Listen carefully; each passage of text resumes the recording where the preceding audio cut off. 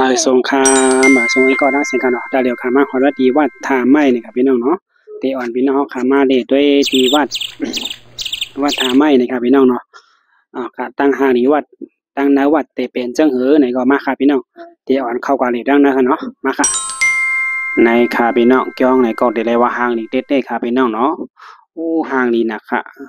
เงาไว้กันเนาะ จอมหิมพร้อมก็ห้ามมีปานตีเลียนตีเล่เนี่ยตาลูกอ่อนเขาเกี่ยวครับพี่น้องเนาะในค่ะมีปานล้อมาล้อให้ครับพี่น้องเนาะในค่ะพร้อมมีล้อมาล้อกามายาปานน้ำตกตาดแทงครับพี่น้องน้ำตกตาดก็เสิงเหิงครับพี่น้องเนาะเสียงน้ำตกก็เริ่มบ่หลังแห้งค่ะก็น้ำมันบ่ใหญ่ขนาดน้ำเล็กๆเสียงบ่แทรกๆกับน้ำตกตาดแทรกค่ะพี่น้องเนาะในค่ะทางห้างหลีอันเนอวางจองในก็ห้ามเอาจองให้ในใบแทงค่ะพี่น้องเนาะเดี๋ยวเลยว่าห้างหลีเด็กๆค่ะห้ามป่นมาก็มาญาแทงน้ำตกตาดอันนี้ แต่เหมือนจังว่าทำนักกาหรือว่าหางนักกาค่ะพี่น้องเนาะในขันน้ำไหลลงมาตั้งเหนือบนตัวขึ้นกว่าในที่ได้หันตั้งเหนือค่ะเนาะ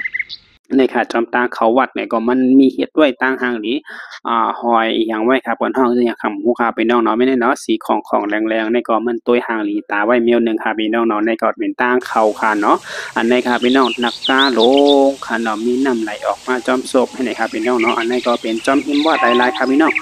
บ่มาเล่นก็เป็นที่เรียกว่ากัดเรียนใจดีเต้ๆครับพี่น้องในค่ะเนาะน้ำตกตาดนี่ก็แม่นมีเป็นหูตาหลายที่ยากวยกามันบ่ตกแห้งค่ะเนาะก็น้ำมันบ่ใหญ่ค่ะเนาะในค่ะ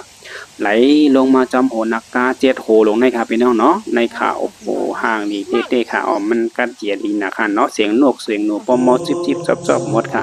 ในค่ะพี่น้องเนิกย่องไหนก็เขาอันในห้ำเป็นเขาปันเขาด้วยจำค่ะเนาะเอาผู้เรียกขาดไว้ให้ไหนที่หิวไว้พลาเดี่ยมค่ะเนาะ อันในแต่เนื้อจ้องหลงค่ะพี่น้องห่างลีนะคะพลาก็โอ้บ่เงาบ่มาเพิ่มหมดครับพี่น้องเนาะจ้องดีในดีเลยว่าห่างลีเต้ๆครับพี่น้องเนาะในขาตุ้ยกว่าดังเลยก็บ่เหลืองค่ำๆหมดครับพี่น้องในจ้องในดีเลยว่า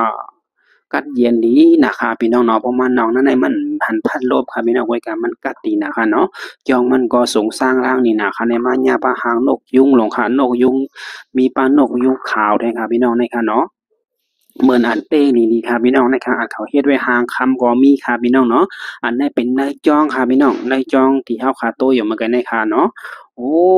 จองในก็กว้างๆสร้างล่างนี่นะครับพี่น้องเนาะมาเล่นด้วยครับพี่น้องเฮาค่ะเนาะสั่งว่าบ่อยู่ไกลนี่เนี่ยก็มาลุ้มมาไว้มาเล่นด้วยค่ะเอาค่ะบ่สูงกก็ค่ะจองกันยากกันทางคลิปใหม่คลิปหน้าค่ะเนาะอย่าลืมกดไลค์กดแชร์และกดติดตามมันพอค่ะเหมยสูงค่ะ